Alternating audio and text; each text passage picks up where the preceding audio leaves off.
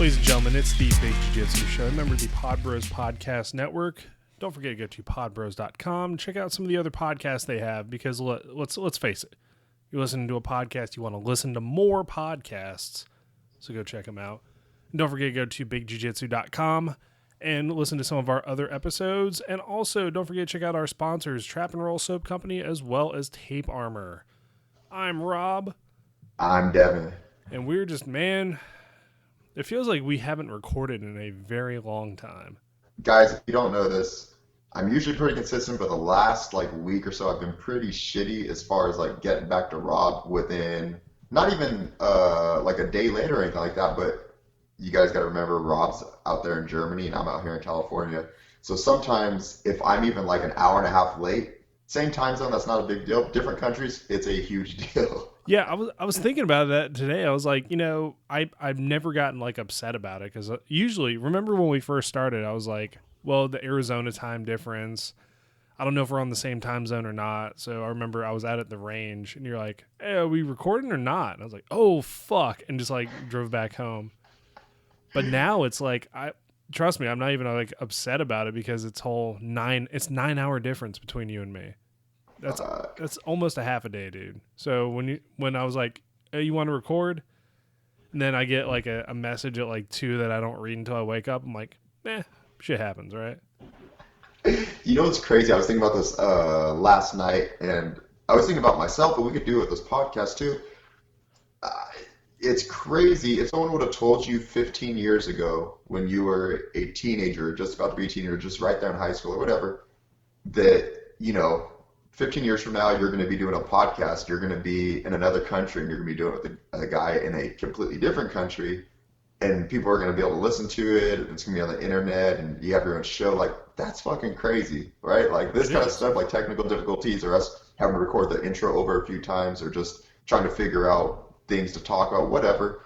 We kind of take that for granted. We're like, oh, fuck, man, damn it, how are we fucking this up? But then it's fuck, the fact that we're doing this is insane. This is awesome. Yeah, no, technology has come so far for us to do something like 15 years ago. Jesus, I was 17, so I know exactly what I was trying to do instead of doing fucking podcasting. I was with my super steady girlfriend, name redacted, and I was going to join the army because 9/11 just happened, and I was like, oh, she's like, no, don't do it. I'm like, you know what? You're right, babe. I love you. I'm going to be with you forever. Man, fucking 6 months later, that shit fell apart. But anyways, yeah, I was more concerned with that. And if you're Rob from the future shows up, say, hey, man, listen to this. Technology is going to get so big, you're going to have video calls with a guy that you've never met in person, first off.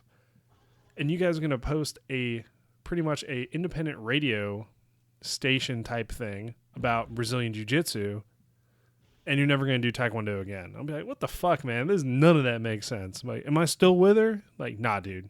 You go through a lot of them. I do, no, dude. You go through a lot of broad blasting before the podcasting.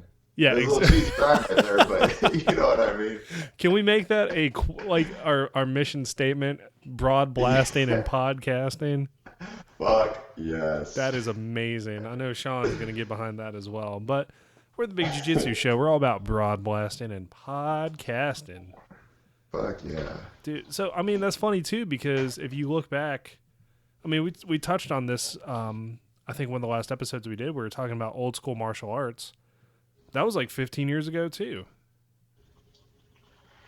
15 years ago, it's weird to think that you get older and say time goes by quick, but that's true. 15 years ago, if someone was talking, we were talking about stuff back then in regards to martial arts or any sport, whatever. It is kind of old school. It doesn't seem like it, but sometimes even if you go watch old tape of football games back then or NBA games or whatever, you're like, man, this is kind of these were not the best people in the world, or why are they doing that shit? It's the same. You watch jiu-jitsu back in the day and you're like, dang, that's not what we do today. No, that's not at all what we do. I mean, granted, it was still jiu-jitsu and it still fucking worked. Oh yeah. And of course we can just fall right back into that fucking self-defense versus sport jiu-jitsu bullshit, but at the end of the day, it looks different. And then 15 years from now, it's going to be completely different. We're going to have the podcast is gonna be a fucking hologram. I'm gonna be, I don't know. Oh my god, 47. But I'll have shitloads of HGH in my system, so Oh I'll yeah, look fuck yeah. amazing. And then I'll be I'll be 42. I told my brother and I guess she's my new sister-in-law now. That's weird saying that. I'm gonna call her Amanda. I told my brother and Amanda, his baby mama, that I'm exclusively gonna date girls in their early 20s for the rest of my life. So even when I'm 42, date, have a 20-year-old girlfriend, HGH, like I'm in the same boat as you, except you'll still be married. I'm not gonna be married. oh, dude, I'll just live vicariously through you, man. There's nothing wrong with that. But dude, like you have like the type of features where I think anybody would be like, that guy's got to be like 22. Fuck yeah, dude. It's You'll like a gift and a curse, dude. It is, man. I had one of my students. I was like, I don't know, man. I'm getting kind of old being in Masters 1. He's like, wait a second, how old are you? I was like, dude, I'm 32. He's like, oh, I would have pegged you for 24. And I was like, you're not getting a fucking stripe over that compliment, but I appreciate it. Dude, you do look 24 because okay, when you had a little bit of 5 o'clock shadow the last time we recorded, Yeah. you look a lot like my friend Kevin Pope, like all dude, like a lot. And I don't mean just like resemble, like the age and everything. And he's 24, gonna be 25, dude. I'm not even just saying Nice. that. Oh, man. The age will be kind to me until it all fucking falls off at once. I'll be like, shit, who was that? Be like, fucking Sean Penn. He looked the same up until a certain age, and he just dropped off real fucking bad. I'll be like him. I'm I'm worried that's what's gonna happen to me. I feel like I should even look younger than this. I've just put a toll on my body with those like hard years of consistent partying before I slow down a little bit. I think that helps actually because you get like this fine layer of alcohol that coats all of your cells, and it's That like, makes sense. yeah, you get like the Mick Jagger or the Keith Richards effect where you know, are young as shit. Like you're old, but your body is still like, oh, it's preserved because I have all these chemicals, or not all these chemicals, mainly alcohol in my body that's keeping it alive. I think back to I'm gonna go super like history geek out on everybody, but John Paul Jones, who was one of the most famous uh, Navy admirals in U.S. history. He was actually one of the first like head guys. He was the dude that said, "I've only begun to fight," or I've only begun to fight." That's where the quote came from. They found his body in a casket that was in alcohol, and over time, it was like, I don't remember. It was like maybe the 1800s, 1900s. I'm probably wrong. However, over time, the alcohol evaporated, but only the tip of his nose was above the alcohol. So the tip of his nose, like just the tip, was decomposed, but the rest of his body was completely preserved. So they buried him in Annapolis with like this really cool setup. But I thought more of like, you tell me he was dunked completely in alcohol and he is, he's preserved. I think that's where That's my passion with wine and beer came in. that's insane. If you guys are listening, remember that if you drink alcohol, your body cannot be defeated. That's right. You'll win forever. I saw Roadhouse. You saw Roadhouse too. Yeah. You gotta hit that certain level and you're good, man. But Dude, that's like, oh, I love that. I love that level, dude. oh yeah. But the problem is you can't roll. You can't do jiu-jitsu at that level either. Have, No. I know that we have listeners out there. I'm sorry. I was about to take a drink of wine. No, Have you ever, Devin, have you ever like partied real hard and had to go to the gym the next morning? Yeah. Okay, so I was talking about this with my friend the other day.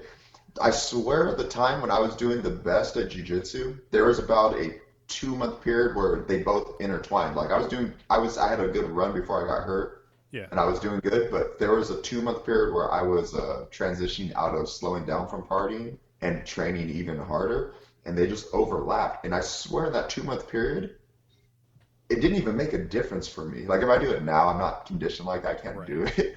But that 2 month period, I swear to God, like I felt, nothing was different. But granted, I've never gone in on a hangover or anything like that. But what we used to do is when my friend first opened up his gym, it was like this little spot. I think it was like 1,200 square feet, and it was on it was on Main Street, like where all these buildings are 100 years old, and there wasn't even any support under the wood floor, so we had to be careful doing takedowns and things like that because we didn't want to Yeah. crack any of the wood or anything like that. Um, we would go in there, and on Friday nights we would go home, come back, and we would just drink and play video games or do whatever stuff. And if you're on mats playing video games with your friends drinking, like you guys are gonna roll, you know what I mean? Yeah. So we would just do all kinds of crazy stuff like that, and just it's weird. Like you have unlimited cardio until you stop, and then all of a sudden you're like, I just want to puke. Yeah, it is pretty funny how it like goes that way. So when I got married, this is 3 years ago, almost three. Well, shit, like 3.5. My buddies were like, "So what do you want to do for your bachelor party?" I'm like, "I don't know, man. Like, strip clubs played out, whatever. I know what a naked woman looks like." I was like, "Why don't we just go to the gym and roll? I want to get like my ass beat as a single man one last time." And they're like, "Done." So we show up. It's no-gi night. It's a Friday night because the wedding's on a Saturday. It's like 8:30. So my buddy James, who was on the show about a year ago, James, he's like, "Here's what we're gonna do. We're gonna roll. We're gonna roll as long as you want. And then we're gonna fucking party because this is my place. We're gonna party the way it is." I'm like, "All right, man." So get in my no gear or no gi, my no gi, my no gear, my There no you gi go. gear, my There no you gi gear. go. Get my no gi gear. Do a shot. Get out on the mat. First one I get is my buddy Don, and Don, I was a fresh blue belt at the time. Don was a 4-stripe purple, and he just fucking smashes me. And so the rule is after every match, I had to do a shot. So I started out with a shot, finished the match, went back out, did a shot, came back out, grabbed somebody else. I did like 5 or 6 matches in rapid Holy succession. shit. So thinking back, it wasn't a really good idea because not only am I doing 5 or 6 shots in, maybe a 20-minute span, I'm doing 5 or 6 shots and sweating my ass off, and my blood is pumping really hard. Hmm. So by the end of those matches, I'm fucked up. Oh my God. So How did it last the rest of the night? Like, was it just amazing drug or was it just it like, was this is you? So the last part I remember was my brother and my friends dragging me out of the gym. Pretty much what they did was like, "Rob's done." No, not that. Like, after the rolls, they're like, "Rob's done. Hey, let's watch Bloodsport now." So we had a TV in the gym, so they just turned on Bloodsport, and everybody else was partying. I was having drinks. Everybody was having a good time. So it was like this cool mesh of like my jiu-jitsu friends and then like my friends and family, all the dudes at least, kind of came together, and it was a good time. Had a really good time from what I remember. And they drugged me out at the end of the night. It was Saturday, so I couldn't see Chelsea. I was like, "All right, I can't see." I remember like yelling at my friend Zane. I was like, "I can't see Chelsea. It's the wedding day. It's bad luck." And he's like, "You're just gonna stay in the car, man. Don't worry," because we had to drop some people off at her house. But honestly, I have like this weird magical ability where I bounce back pretty quick from like hard drinking. So I was up at like 8 a.m. the next day, got a shave, got a haircut, all that good stuff, ready to go. Yeah, dude, I don't get hangovers either. My favorite part of trips is like, well, my friends really don't get them either, but my favorite part of trips is like when we go and we're all asleep in the hotel and we wake up the next morning. My friend Michael will always grab whatever bottle's closest to us. It's usually some type of whiskey, and Yeah. he'll smell it in the morning and he'll be like, "Oh, ooh, smell that." And he'll pass it around, and my brother will be like pretending like he's asleep, and he'll grab it and he'll go, "Oh," and then he'll just start chugging it just to make us laugh. Fuck, that's He does awesome. it every morning, every single trip. Every single trip, Oh it's always like a man, tradition. that It's is. hilarious. But yeah, we don't get hangovers either. It's You awesome. just got to be smart about it, man. Like, I'll drink some water at the end of the night. Like, I remember Vegas. It's funny. Like, some of my most terrible drinking has not happened with the army. It's been with like martial arts stuff. Believe it or not.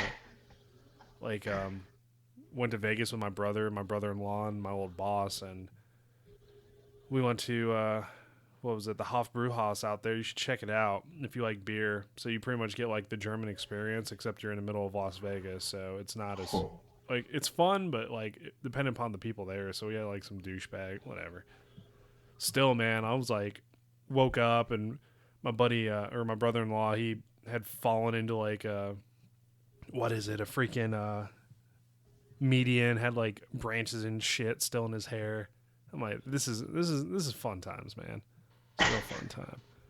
But I don't know, man. Like it doesn't really appeal to me that much anymore. It's like a once in a while thing. It used to be like an every weekend type thing for me.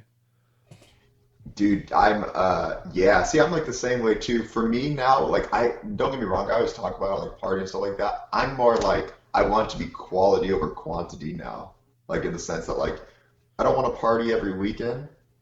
I'd like to drink every week. I'm not like, it's not good for me. But, like, if I could go to Vegas once a month, I'd be cool with it. And just go for, like, even if I could just fly up there for a day, come back, as long as I get like quality time like that, that's awesome. Not even just Yeah. Vegas, just anywhere. So I don't need to do it every weekend either, but I do want it to be quality. Like, if I'm gonna do it, it better be crazy. Yeah, you have to do it correctly. You can't just.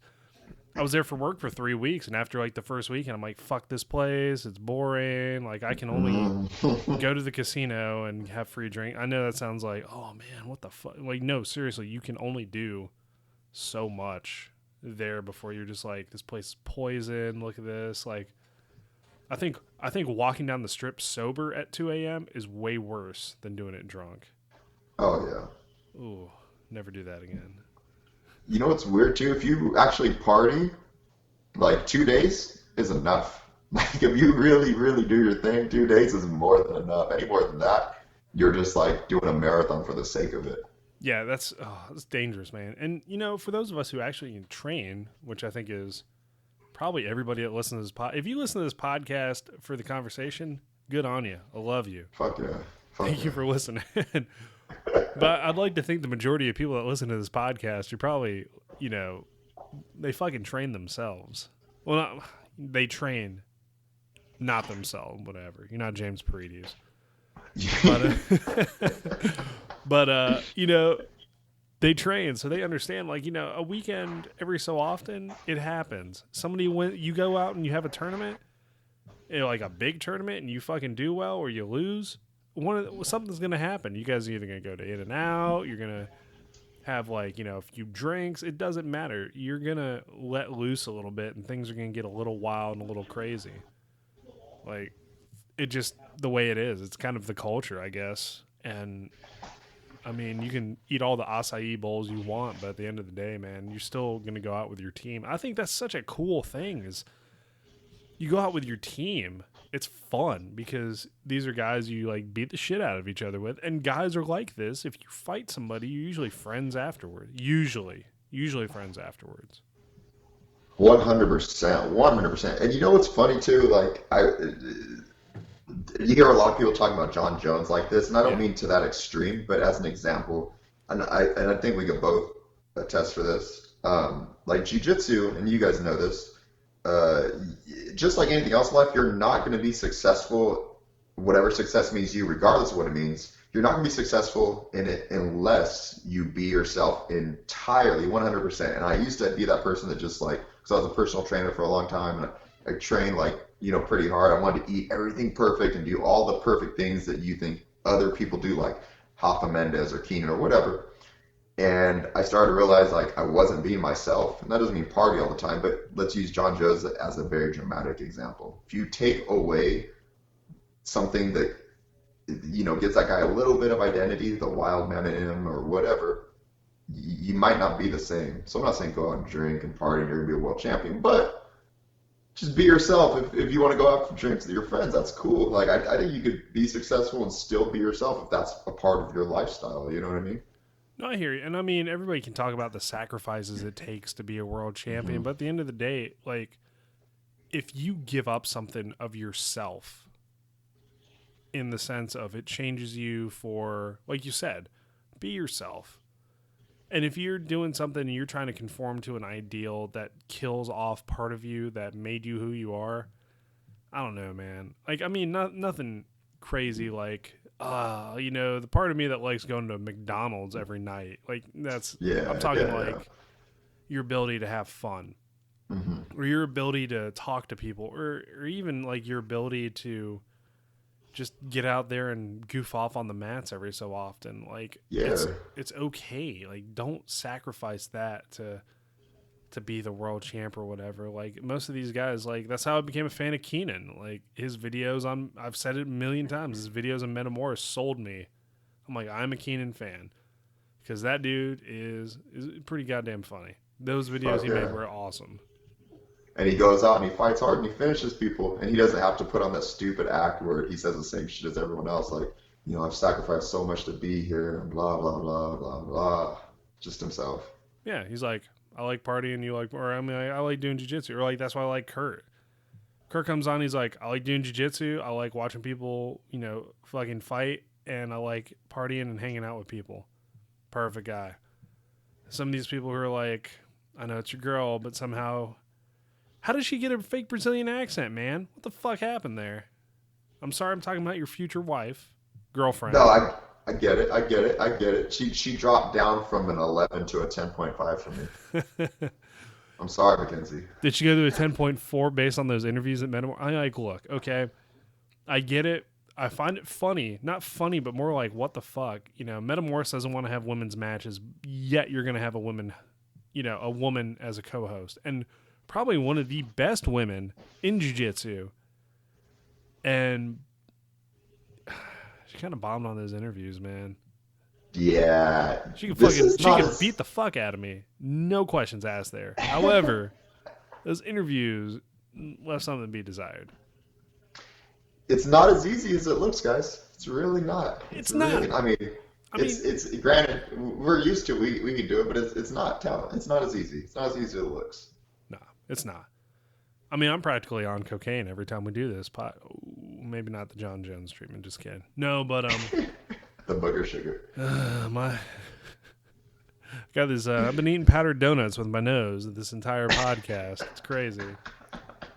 No, but it's not easy. But you'd like to think if somebody said, "Okay, Devon, I want you to be color commentary for Metamorphs." All right, let's pretend your social media, the podcast has never existed, right? What's something you would do to get ready to go out and interview all these people that you know or that you've watched and you're very knowledgeable of jiu-jitsu? What would you do in addition to, I don't know, buying a cool suit or something to get ready to interview all these people on Metamorphs? Fuck, there's almost nothing you could do to prepare for that other than some shit that nobody would do. So there's shit you could probably do to prepare for it, but it's something that nobody would do and nobody would think of. That's even the sense of it. To practice for it, you'd have to have that personality to be creative enough to even just come up with a solution to get you ready.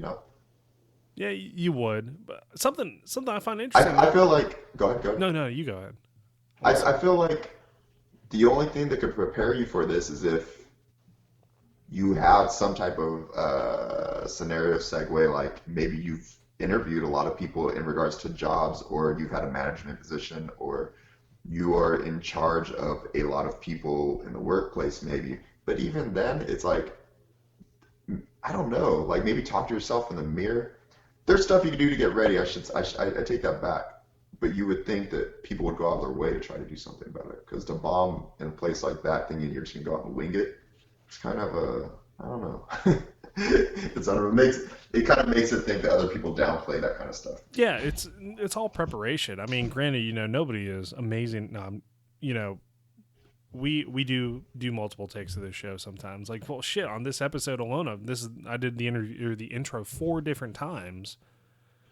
So, I mean, it takes practice and it is harder than it looks. And, I'm just like kind of bums me out because it was very exciting to have Mackenzie Dern kind of break through, I guess, in Metamoris and be one of the commentators for these matches and then interview people. And then it just goes to shit because I don't know. Was she not prepared for questions? Like, I don't know. I felt like there was such a chance for something amazing to happen, and then it just kind of crashed and burned. I think it's probably a mix of her being because she's pretty young. I think she's only like 23. I think Really? 24 years old. Wow. Yeah, dude, she's young. And on top of that, she's not working with the most organized promotion in the world. So granted, That's they're an probably giving her, understatement. hey, right? Yeah, right. They're probably giving her some cue cards like, hey, here's some bullet points. All right, here we go. Like, I really doubt that a week before that they have dress rehearsals where they're going over everything 4 or 5 times. You know what I mean? They're probably just like, all right, show up at this time. Let's just do it. No, that's true. That's something I didn't really think about, especially for the not exactly the most organized event ever. I did kind of like the cop out at the end though. He's like, "Oh, here, let me bring up one of the investors." Like, dude, you're full of shit. Like, he wasn't like, run the next event and then we'll pay everybody from the last one. No I know, investor, right? no investors ever said that. Like, all right, here's the deal: we're gonna hold this carnival, get all the money, don't pay the workers. We're gonna hold another carnival, use the money from that to pay the previous carnival workers' salaries. What universe does that shit work in? I know, right? It's fucked up. I loved how what's his name? AJ Gaslam's all streaming it on his Facebook Live for Oh, everybody. dude, that's the only reason I watched it. I was sitting there writing a paper for class. I'm like, free Metamoris, fuck yes. Pulled it up. And then, you know what's even better? Dude, some people were just fucking assholes about it. There's a limit on time you can do the stream, right? Yeah. And as soon as the stream went down, people were like, what the fuck, AJ? Where's the fuck's the stream? Like, are you guys serious? This dude is streaming a live event that's supposed to be pay-per-view. I don't know what the legal implications are of that. And then you guys are bitching that it's like there's a 20-second break in it. Get the fuck out of here, man. You guys are so ungrateful. You know what? This goes back to parallels. I'm starting to see BJJ turn into skateboarding.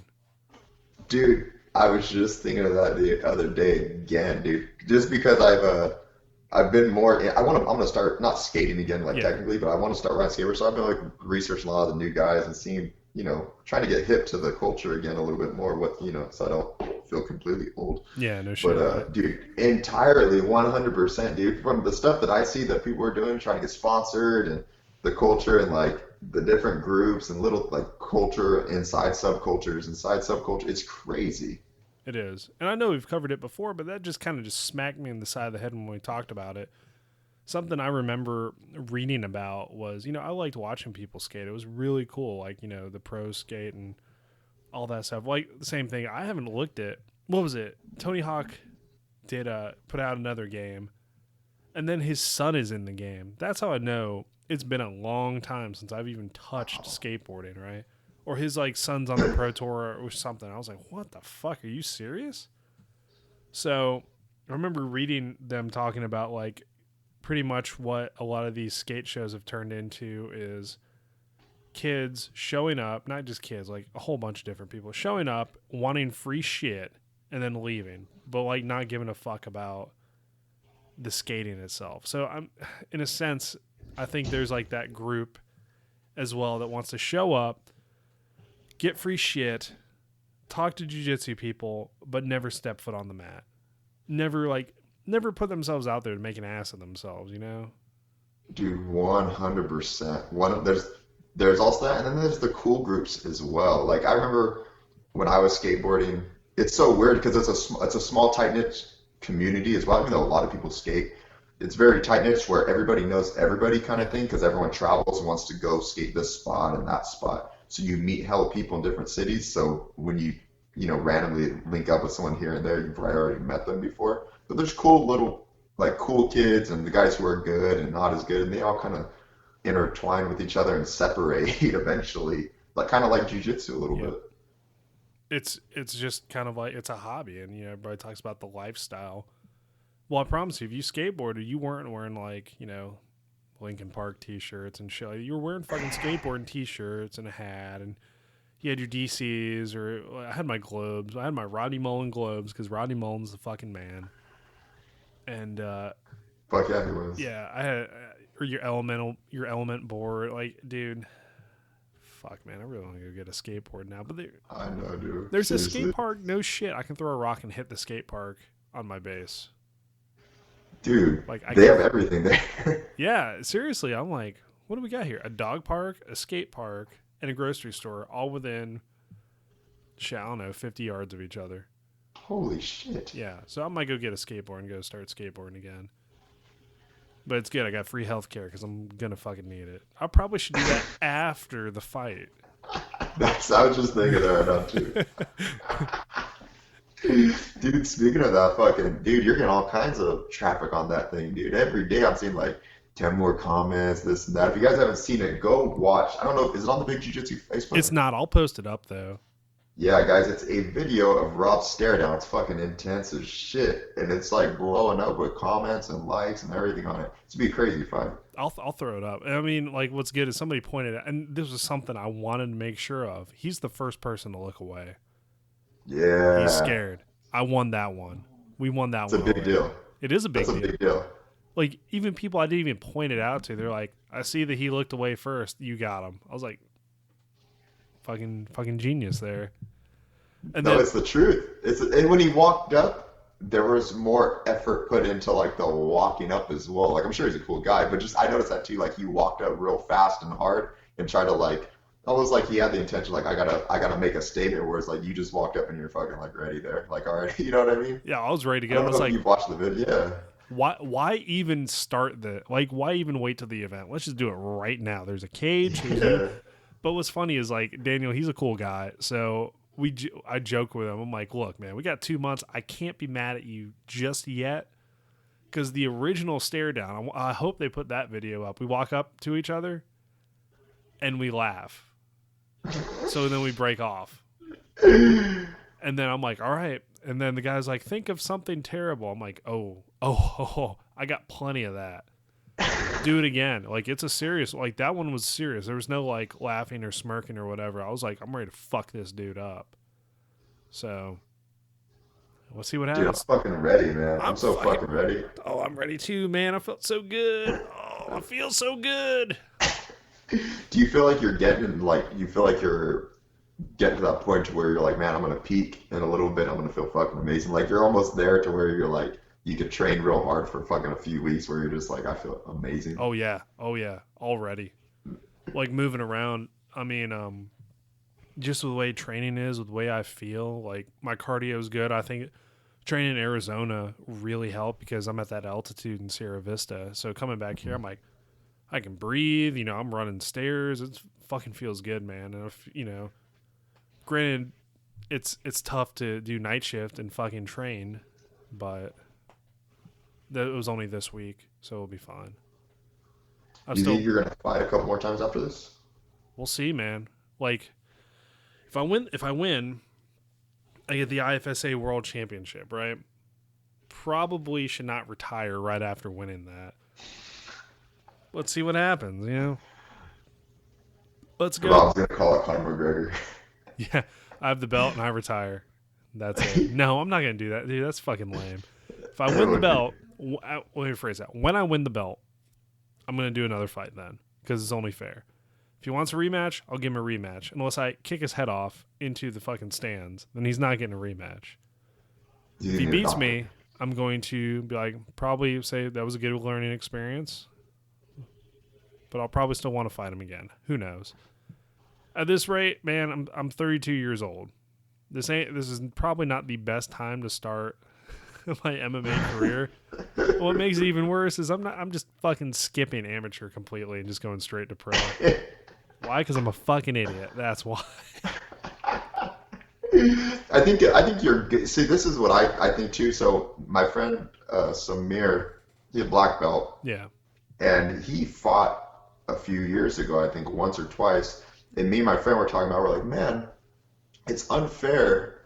Not unfair at all because he trains like he trained. It's not unfair that he put in that time to train, but it's funny that it's so one-sided because that he's competed at the highest level in Brazilian Jiu-Jitsu and he goes and he fights some dude who just trained to fight. You know what I mean? Yeah. It's you're almost thinking like, man, like this is kind of like it's very fair because you put in the time, but it's almost like a mismatch, and that's kind of like you skip an amateur, like you got purple belt, you're teaching, like you've been training for a long time. Like granted, you go to different places, you might not even be a purple belt, you might be a brown belt, depending on where you're at. Yeah. It's all subjective. So it's like I almost think of it like that. Like you skip an amateur, so I'm like, well, this guy's already got his base. You got a lot more under your belt, no pun intended, than a lot of other people. You know what I mean? Yeah, but something somebody else pointed out. He's like, ground game, like your ground stuff is the hardest thing to learn. Because you can get Yeah. anybody ready for like a Muay Thai fight in 6 months. He's like, you're a purple belt. You've been doing this a little while. So, check mark there. He's like, we just got to get your striking good and you should be fine. It's So true. Grappling is the hardest part. Take it for granted because you get to a certain level, like this is easy, this is easy, this is easy. But like you look at some of the guys that are coming in for the first few months, and you're like, you don't feel bad for them. You're just more like, man, I know this guy's gonna get better, but it's crazy. You always like, was I like that? Like, was I you doing this? You know? yeah, no, and that's why I look at every one of my students. I'm like, been there, been there, been there. You know, like the guy's like, I'm injured, I don't want to go on anymore. I'm like, been there. And the guy who's frustrated, he's not getting any better. I'm like, yeah, I've been there. Like, it just, I want them to keep going, and you got to kind of push them in the right direction. So, yeah, you do take it a little bit for granted, but I think it's kind of like I got to kind of remind myself that I too was a white belt at one point. And I was a fucking terrible white belt. Like, I was pretty horrible at this. So before we head out, Devin, you got anything you want to pass on to our listeners as well as your future girlfriend, Mackenzie Dern? First, shout out to Mackenzie Dern. Hey, listen, babe, don't worry about Metamoris. I'm sure it wasn't your fault. Just come around to Big Jiu-Jitsu. We could talk about it. Also, me and Rob have some cool stuff in the works right now that's gonna be coming very, very soon. This is a shameless plug. All I want to say is, it's welcome to the games. There might be some other stuff to talk about. I don't know. It might not be jiu-jitsu. It might involve a bunch of other random stuff. It's going to be crazy. It's going to be just as good as big jiu-jitsu, just as fun. You guys should listen to both. So that way when you get done with this, you can jump straight to that. So there's no release date yet, but it's coming, guys. And go to my YouTube. Just YouTube search I Am Symphony Vlog. I got like 20 episodes up. It's another show. If you like watching random bullshit, listening to hip-hop beats with cool samples and weird visual edits, you'll like it. I was going to say, man, watching your vlog is pretty much like a daily thing for me now. Like, I'll wake up out here because the timing's just right. I'm like, turn on the vlog, get ready. It's fucking good stuff, man. I love watching I it. appreciate that, man. Seriously. Of course, it supports me a lot. Hell yeah. So, ladies and gentlemen, this has been the Big Jiu-Jitsu Show, member of the Pod Bros Podcast Network. Don't forget, go to podbros.com and find yourself a podcast you like in addition to this one. And go to bigjujitsu.com, find some old episodes, and look around. You might find some cool stuff on there. And don't forget to check out our sponsors, Trap and Roll Soap Company, as well as Tape Armor. I'm Rob. I'm Devon. We'll catch you guys next time.